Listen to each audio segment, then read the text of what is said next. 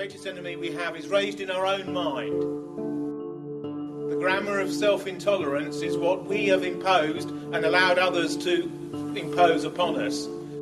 Political correctness is a white European grammar which we've been taught and we've stumbled through the early phases of, and yet we've learnt this grammar and the methodology that lies behind it very well. And we've learnt it to such a degree that we can't have an incorrect thought now without a synapsis or a spasm of guilt that associates with it and that goes along with it. Every time we think of a self-affirmative statement, it's undercut immediately by the idea that there's something wrong or something queasy or something quasi-genocidal or something not quite right or something morally ill about us if we have that thought. And this extends out beyond racial and ethnic questions to all other questions, to questions of gender, to questions of group identity and belonging, to questions of cultural affirmation, to questions of history. The new Eastern Europe is relatively interesting and will have a lot to say about the future of European man in the next century or so. Eastern Europe was preserved by communism from the decadence of the liberalism which has semi-destroyed Western Europe and points to the west of that. Communism was a strange non-exaltation. Communism was a strange doctrine because it preserved in aspic and it preserved under permafrost many of the characteristics as social chapters of what it is to be a European. Communism was pretty hellish to live under, particularly materially, and it was almost the most deformed, the most warped, the most degraded parts of the society had been put in charge of you. East Germany is now a state that no longer exists, has been agglomeratized into Western and Greater Germany.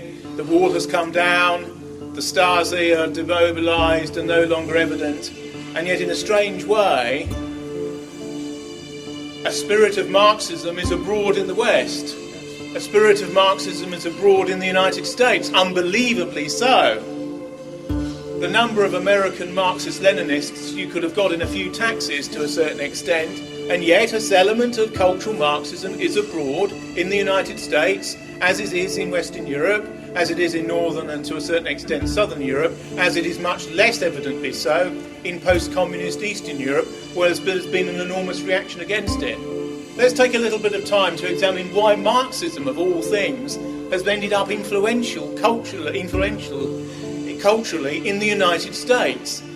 It's got little to do with economic theory, it's got much more to do with self-hatred, abnegation, guilt, the extending of your own mental remit into groups that don't care for you or that purposefully wish you ill. And it's got a lot more to do with the architectonics of the Frankfurt School and its ability to morph and to merge into the general liberal currency of the last 50 years. Since the Second World War, white Europeans have felt guilty about being themselves and have been made to feel guilty and have been encouraged to feel more guilty than they have at any other time in their history. There is no period in our history where we have faced such evident self-hatred and such evident glosses upon ourselves which are harmful to the prospects of our children's lives and their children and generations as yet unborn. Is this a phase that we've gone through, or is it something slightly more sinister and ulterior than that? These are questions which we need to analyse. Whether communism killed 100 million in the 20th century is up for grabs. Whether it killed 20 million, or between 20 and 100 million, is up for grabs. And yet, everywhere one looks, the soft left, the left untainted by communist atrocity, is everywhere apparent and appears to be everywhere triumphant. The trick that the soft left has learned is that if you disavow the hard edge of leftist slaughter and Siberian camp and Stasi prison cell, and you instead excel in the polymorphous rebellions of Herbert Marcuse and the student left of the 1960s, you can actually influence the whole soft spectrum from the moderate right through the centre left, through the general left, generic left, through the soft left, up to the softest accretions of the hard left and the moderate hard left. An enormous spectrum of 2/3 of the political spectrum can be influenced by Marxist ideas shorn of their hard-edged Stalinist and Maoist filters.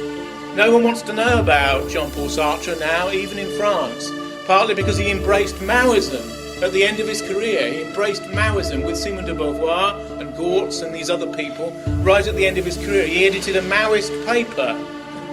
This was at a time when Pol Pot was wreaking extraordinary havoc in Indochina.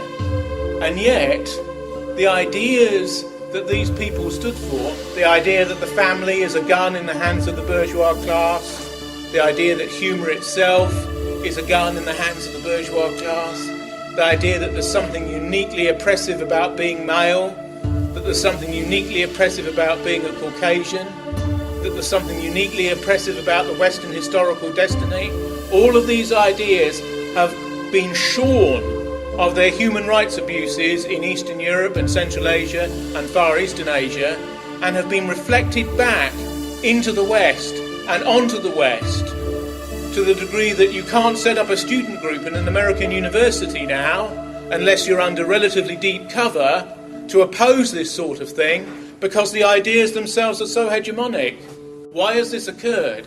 It's occurred because the radical left, with a culturally Marxian agenda, scorned by the Stalinist hard line that they were quick to repudiate, marched through the institutions in the United States and elsewhere from the Cultural and Social Revolution of the 1960s, and has marched through those institutions for 50-odd years to such a degree that the whole of the media, mainstream, the whole of mainstream politicking, outside of the rightist and libertarian allowed areas of dissent in the Republican Party and their European equivalents, are controlled by a nexus of ideas and interconnected thought processes which determine moral valency and morality.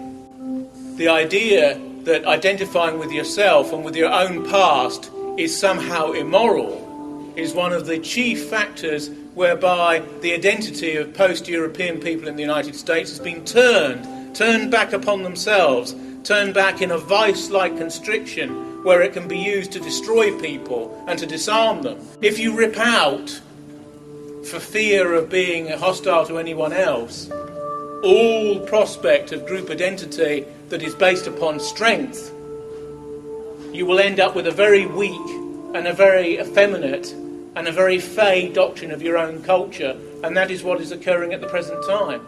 Why have our people allowed a situation to emerge whereby our own historical reckoning and our own traditions of self are turned against us in such a radical way that it's almost impossible, except by a recession to the absolute right, to defend oneself?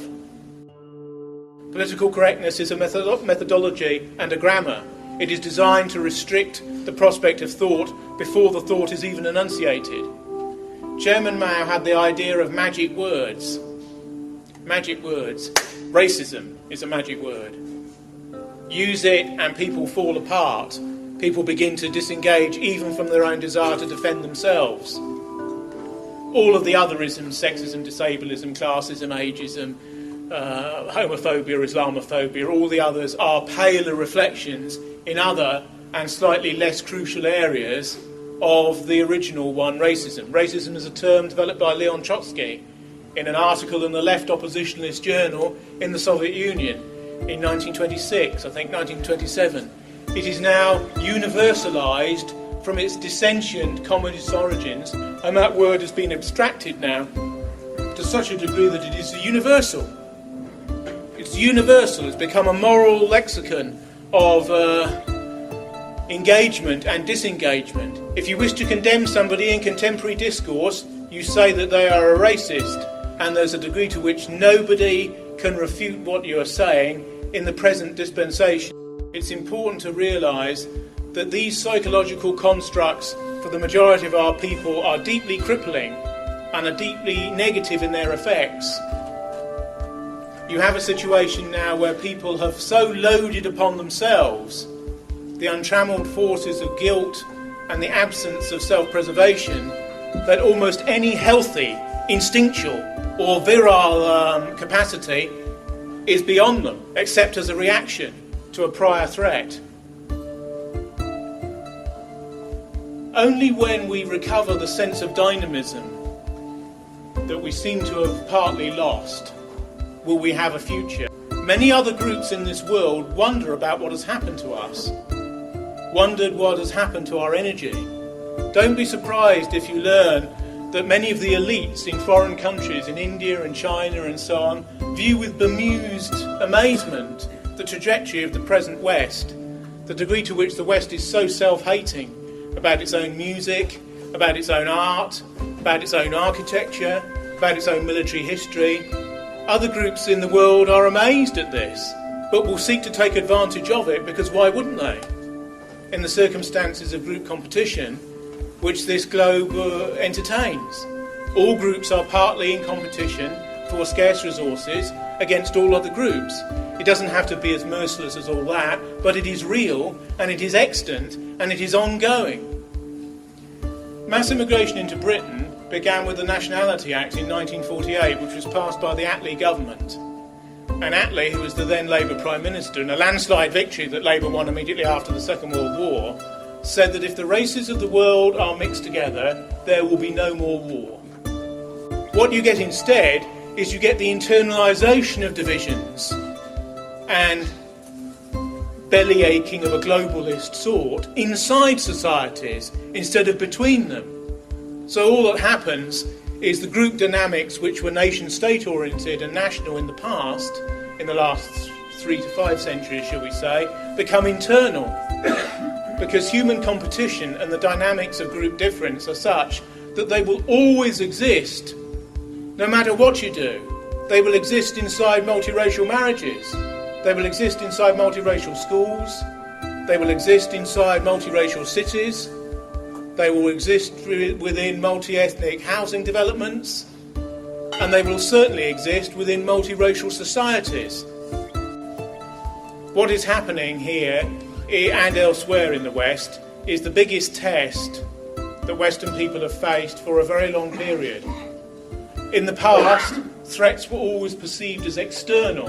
Another nation, another dictator, another aggressor, another imperial rival in the firmament of empire, in the scrabble for Africa at the end of the 19th century and so on. All of the enemies that we now face are internal.